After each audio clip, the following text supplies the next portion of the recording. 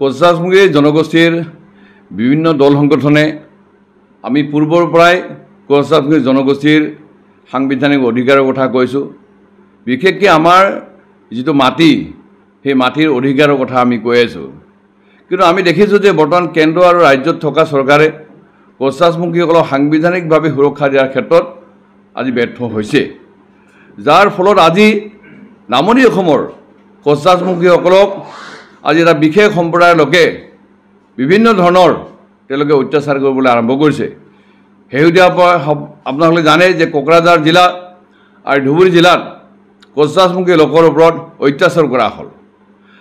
তেওঁলোকে ইমানেই সাহস পালে যে এতিয়া কোচৰাজমুখী কোচৰাজমুখী জনগোষ্ঠীৰ জাতীয় সংগঠনৰ নেতাক তেওঁলোকে আৰক্ষী থানাত গোচৰ দিবলৈ কাৰণে তেওঁলোকে সাহস পালে। আৰু আমি সেইকাৰণে অসমৰ মুখ্যমন্ত্ৰী ডক্টৰ হিমন্ত বিশ্ব শৰ্মাক আমি বাৰে বাৰে কৈ আছোঁ যে নামনি অসমৰ 4খন জিলাক সাঙুৰি যি কমতাপুৰ স্বায়ত্তশাসিত পৰিষদ গঠন কৰা হ'ল, এই স্বায়ত্তশাসিত পৰিষদৰ লগতে নামনি অসমৰ কোচৰাজমুখী জনগোষ্ঠীৰ মাটি যাতে আমাৰ সন্দেহজনক বাংলাদেশী বা বিদেশী আহি ক্ৰয় কৰি ইয়াত স্থায়ী বসবাস কৰিব নোৱাৰাৰ কাৰণে তাৰ কাৰণে আইন প্ৰণয়ন কৰিব লাগে। আৰু এই আইন প্ৰণয়ন আজিলৈকে নোহোৱাৰ কাৰণে এই যে বিভিন্ন প্ৰলোভন, বিশেষকৈ দালাল চক্ৰৰ জৰিয়তে আজি কোচৰাজমুখী জনগোষ্ঠীৰ মাটি আজি কিনা বেচা কৰি সেইসকলে আমাৰ খিলঞ্জীয়া মানুহৰ যিটো অস্তিত্বত আজি বিপদপন্ন আজি হৈছে। যে শেহতীয়া এক উদাহৰণ যে আমাৰ বঙাইগাঁও জিলাৰ সৃজনগ্ৰাম ৰাজচক্ৰৰ অন্তৰ্গত ঠাকুৰাণী খৰাপাৰাত সৰ্বেশ্বৰ ৰায়ৰ 3 বিঘা 2 কাঠা 17 লেচা মাটি আছিল। আৰু তেওঁৰ অভাৱ অনটনৰ কাৰণে 2013 চনত বঙাইগাঁৱৰ দুলাল শৰ্মা নামৰ এগৰাকী ব্যক্তিক বিক্ৰী কৰি দিছিল। কিন্তু দুৰ্ভাগ্যজনক কথা যে দুলাল শৰ্মা ডাঙৰীয়াই তেওঁ ইমতিয়াজ বুলবুল হুছেইন নামৰ এগৰাকী মুছলমান সম্প্ৰদায়ৰ ব্যক্তিক তেওঁ বিক্ৰী কৰি দিছিল। আৰু সেই বিক্ৰী কৰাৰ সময়ত ইমতিয়াজ বুলবুল হুছেইনে স্পষ্টভাৱে কৈছিল যে তাত ব্যৱসায় প্ৰতিষ্ঠান তেওঁ ষ্টাৰ্ট কৰিব। কিন্তু ইমতিয়াজ বুলবুল হুছেইনে তাত ব্যৱসায় প্ৰতিষ্ঠান কোনো ধৰণৰ স্থাপন নকৰি কৌশলেৰে আমাৰ গোৱালপাৰা জিলাৰ দুগৰাকী মুছলমান সম্প্ৰদায়ৰ ব্যক্তিক মাটি বিক্ৰী কৰিব ওলাইছিল। আৰু এই কথাটো যেতিয়া আমি গম পালোঁ, তেতিয়া তাৎক্ষণিকভাৱে আমি সৃজনগ্ৰাম ৰাজচক্ৰৰ ওচৰত, বঙাইগাঁও জিলাৰ উপায়ুক্তৰ ওচৰত আমি লিখিতভাৱে আমি অভিযোগ দিছোঁ। আৰু অনলাইনৰ জৰিয়তে মাটিটো যাতে বিক্ৰী কৰিব নোৱাৰে তাৰ কাৰণে আমি অবজেকশ্যন পত্ৰ আমি দিছিলোঁ। আৰু সেই সময়ত বঙাইগাঁও 2023 চনত যেতিয়া আমি বঙাইগাঁও জিলাৰ উপায়ুক্ত মহোদয়ক এই কথাখিনি সবিস্তাৰে আমি দিছিলোঁ, তেতিয়া উপায়ুক্ত মহোদয়ে আমাৰ সৃজনগ্ৰাম ৰাজচক্ৰলৈ এখন পত্ৰ দিছিল। আৰু সেই পত্ৰ অনুসাৰে 2023 চনত চক্ৰ বিষয়াই আমি যিসকলে অবজেকশ্যন দিছোঁ তেওঁলোকক মাতি পঠিয়াইছিল। আৰু গোটেই কথাটো আমি বিৱৰি কৈছোঁ। আমি কৈছোঁ যে কাকৈজনা ঠাকুৰাণী পাৰা খৰাপাৰা আদি বৃহৎ অঞ্চলটোত কোচৰাজমুখী আৰু কেইঘৰমান ৰাভা পৰিয়ালৰ বাহিৰে বাকী কোনো জনগোষ্ঠীৰ লোক নাই। গতিকে সেই বৃহৎ কোচৰাজমুখী খিলঞ্জীয়া মানুহৰ ওচৰত যদি তাত অন্য সম্প্ৰদায়ৰ মানুহ আহি বসবাস কৰে, তেতিয়া অনাগত দিনত ইয়াৰ শান্তি সম্প্ৰীতি বিনষ্ট হোৱাৰ আশংকা আছে।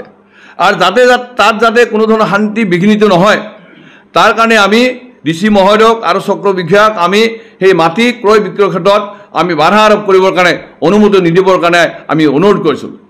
আৰু সেই মাটি যেতিয়া দুলাল শৰ্মাই কিনিছিল 2013 চনত, আমি তেতিয়াৰ পৰাই তাত আমাৰ কোচৰাজমুখী জাতীয় সংগঠন আৰু সেই অঞ্চলৰ মানুহক লৈ আমি তাত খেতি বাতি কৰিছোঁ, আমি দখলী স্বত্ব দিছোঁ। ইমতিয়াজ বুলবুল হুছেইনে সেই মাটি কিনাৰ পিছতো আজি প্ৰায় সুদীৰ্ঘ 13 বছৰ ধৰি সেই মাটি তেওঁ দখলী স্বত্বটো ল'ব পৰা নাছিল। তাত আমি চিলাৰায় নৰনাৰায়ণ সাংস্কৃতিক কেন্দ্ৰ স্থাপন কৰিবলৈ ইতিমধ্যে তাত আমি চাইনবোৰ্ড আমি লিখি দিছোঁ। আৰু চক্ৰ বিষয়া আৰু ৰেজিষ্টাৰ বিষয়াক আমি আবেদন কৰিছোঁ যে এই মাটিডোখৰ চিলাৰায় নৰনাৰায়ণ সাংস্কৃতিক কেন্দ্ৰৰ নামত মানে নামজাৰিভুক্ত কৰি দিব লাগে। কিন্তু ইয়াতে আজি আমি দেখিছোঁ যে যোৱা 8 তাৰিখে ইমতিয়াজ বুলবুল হুছেইনে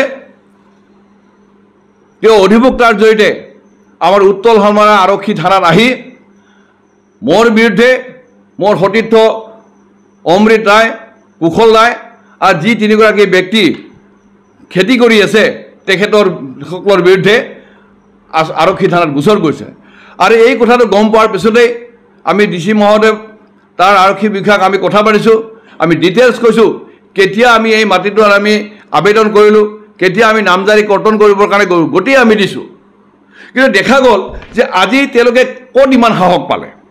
তেওঁলোকে আমাৰ জনগোষ্ঠীৰ ওপৰত আক্ৰমণ কৰিব দিন দুপৰতে, আমাৰ জাতীয় সংগঠনৰ নেতাক তেওঁলোকে আজি মানে আৰক্ষীত গোচৰ তুলিব, ইমান সদ সাহস কেনেকৈ পালে। গতিকে আমি জিলা প্ৰশাসন, আৰক্ষী প্ৰশাসন আৰু চক্ৰ বিষয়াক আমি অনুৰোধ কৰিছোঁ যে আপোনালোকে কোনো কাৰণতে ইমতিয়াজ বুলবুল হুছেইনে যি চক্ৰান্ত কৰি গোৱালপাৰা যে সন্দেহজনক বাংলাদেশীৰ ওচৰত মাটি বিক্ৰী কৰিব ওলাইছে, সেই মাটি যাতে বিক্ৰী কৰিব নোৱাৰে।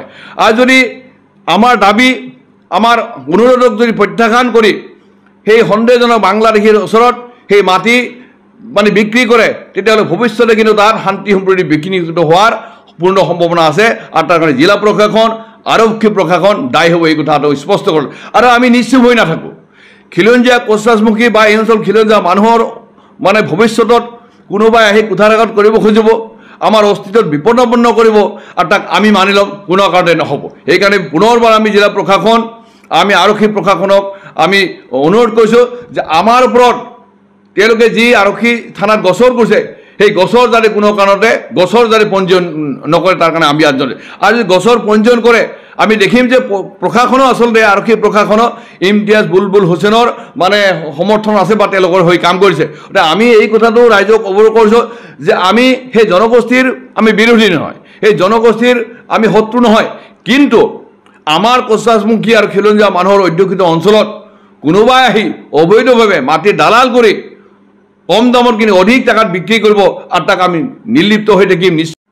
আৰু ইয়াতে এটা দৃষ্টিগতভাৱে আমি কথা অনুজ্ঞাব বিচাৰিছোঁ, যিডোখৰ মাটি আজি ইমতিয়াজ বুলবুল হুছেইনে বিক্ৰী কৰিব খুজিছে বা উদ্যোগ প্ৰতিষ্ঠান কৰিব খুজিছোঁ, সেইটো আমাৰ কাকৈজানা অভয়াৰণ্য, য'ত সোণালী বান্দৰ আজি বিচৰণভূমি, তাত স্থাপন কৰিব খুজিছে। এইটো কেতিয়া হ'ব নোৱাৰে, কাৰণ তাত যদি উদ্যোগ স্থাপন হয় তেতিয়াহ'লে তাত পলিউশ্যন হোৱাটো স্বাভাৱিক কথা।